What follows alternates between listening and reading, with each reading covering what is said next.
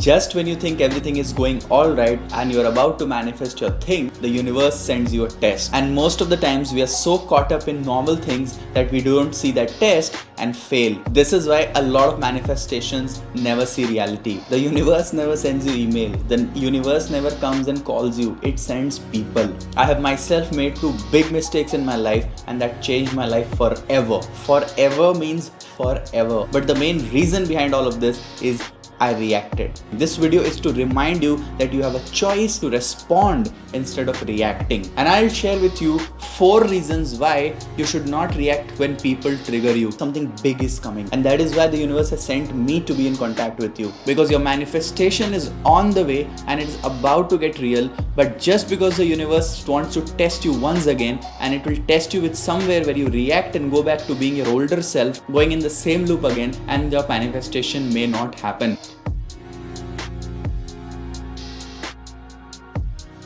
Hi, welcome to Kapoor Life. My name is Ashutosh Kapoor. You're listening to Co-Z Convos. You can listen to these episodes without watching. You can close your eyes and just let the audio sink in. You can listen to these episodes while sleeping or right before going to work. The idea here is to rewire the brain, stop doom scrolling, and manifest our goals in 2026. But before that, let me tell you my personal story. Please don't judge me here, but my personal story where 2 times I reacted and it just changed my life.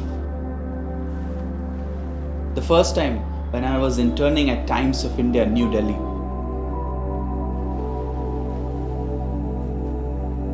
I had just completed my graduation in journalism. It was tough for our college students to get immediately placed at such a great news house. I was working for a project called Right India, which was led by Twinkle Khanna. While I was there, a call came in. A call came in from my hometown, and it was informed that our uncles, after the demise of my father, had decided to do partition, and they are very adamant. They are going to do it. They are executing it. They have started doing it. My other uncle has come to my hometown and it has started. I don't have elder brother. My mother was alone, and this phone call was from my sister. So we had to rush in there to manage the affairs. And you know what happened after that? A brutal partition. You know, all that fights, all that, oh, this is mine, this is yours, oh, I will keep this, I will do that. And all that patriarchal men trying to dominate that lady without her husband, without an elder or a senior male member in the family. It just went brutal. It just went nasty. So to protect my mother, to protect our family, to protect the memories of my father, I had to focus there. I had got work from home, but all my attention shifted to that. Slowly, my interest in my internship got diluted. But now after years, if I tell you what is the situation, that issue in my hometown is still going on. But I am not in Delhi anymore, and I am not the same person anymore. I remember the kind of enjoyments I had, the kind of confidence I had, the kind of happiness I had, the kind of exposure I was getting at Times of India. And now when I look back and see, I could have climbed up the ladder. Imagine I was in Times of India years back, and if I would have just been at Times of India for a long time, I would have been a very famous, a very reputed professional. I reacted at that moment. I could have waited, I could have prioritized my career, because I should have known, I should have got the guidance that this will lead me to nowhere. Now the second mistake that I made was within 1 year of that mistake, the previous one. I was an entrepreneur. I was traveling to the world. I was getting invited to different corners of the country, different corners of Southeast Asia. I was going, I was slaying, I was working. In that year, my organization, my company conducted 3 national events in 3 different states of India. We became a national company. I got a call again. This time, one of my family members got hospitalized and got diagnosed with cancer. And immediately they asked me to send some money just for, emergency support. I'm not talking about the money, but after that, they asked me to join in there. I was like, a little free, because I just passed my college. I was like in the college only doing my startup. They called me and I came from Delhi to Bombay.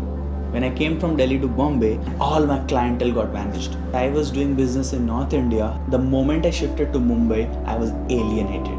I was giving time to the family. And this is the time when my operations, my company work started slowing down. My whole identity got lost. I was not an entrepreneur anymore. You know why?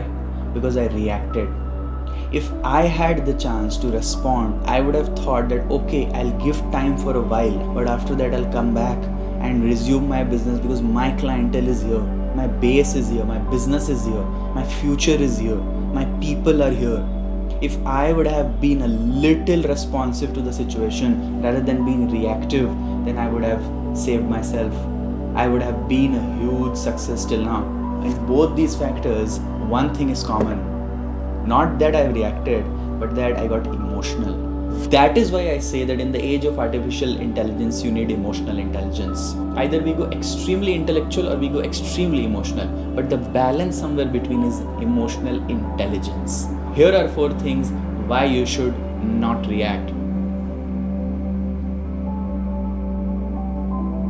Number 1, energy gets mixed. Somebody with a lower energy, comes in and sees that you are at a higher vibe or higher energy. You're vibing at an abundant energy and they are in a scarcity mindset. They'll come to you, they'll poke you, and if you give attention to them, your energy will transfer to them. They're energy vampires. So you'll talk to them, you'll comment on them, you'll try to, make them understand something, you'll explain them, but actually they're sucking your energy. Do not explain. Do not exchange the energy with them. Words are energy. It's called spelling because we cast spells. These are spells, energy spells. Second, as I said, it's a test by the universe. Whenever the avatar in the game wants to upgrade their life, wants to go to another level of the game, there is some mission or some test attached. What you are right now doing is you're manifesting for a life upgrade. You're going for something new. But before that, the universe wants to know, are you ready or not? So they will try to give you some known triggers, known loops, which your subconscious already knows, where your old patterns will come in. The old thinking pattern, no, I will not do it, I'm the worst, anything that you have, that one weakness everybody tells you, but you try to reject that. Let's say somebody says, oh, you speak very rudely, or say you have much anger, and then we get triggered, oh, you don't tell me that. That one thing, there is one thing that anybody tells you, it just hurts you. That is the test. That is your shadow.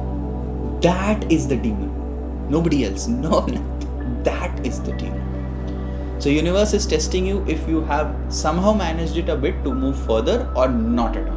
It doesn't mean you can remove the demon 100%, but have you reduced the impact of demon on you? Third reason, you do not have clarity.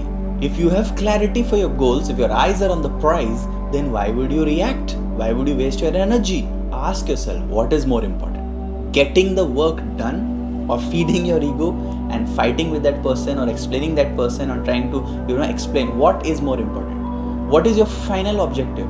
Completing this task, doing your entrance exam, getting the wealth in your pocket, trying to execute your marriage or whatever it is happening. What is the final objective of the task? Fourth one, ripple effect. If you react and you send out an energy which is of anger, fear, or some sort of not the healing, abundant energy, it will spread in your team, it will spread in your room, it will spread in your people, and a later response will come on to you in some other way, and you will be like, no, how are these two correlated? Situations are not correlated. Language is not correlated, but energy has no language. They translate and come out. So you have to always resonate at a higher frequency, like a radio channel. You have to go and have a higher channel frequency. Another aspect of ripple effect.